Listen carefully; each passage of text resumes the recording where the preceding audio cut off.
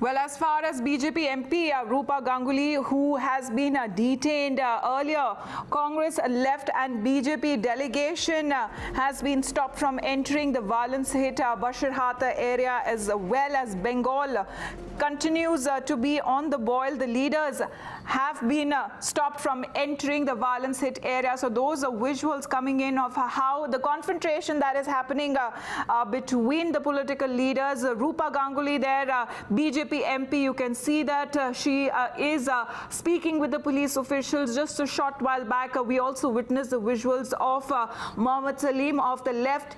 And you also had Congress leaders who were prevented from entering the violence-hit Basirhat areas.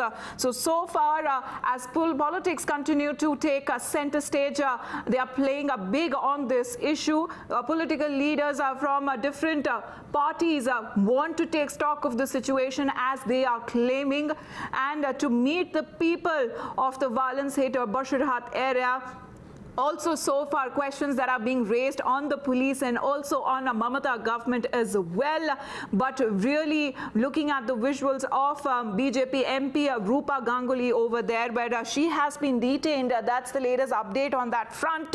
But it is not only leaders from the BJP, other political parties, including the CPM and also the Congress as well. They have been stopped from entering the violence-hit Basirhat areas. Questions being raised on Mamata Banerjee as well, on how exactly is the government handling such a sensitive situation. Also, if the government is trying to appease a community on that front by not really taking the help of the center as well. There was also a spat between Mamata Banerjee and the governor K. Srinath on this issue.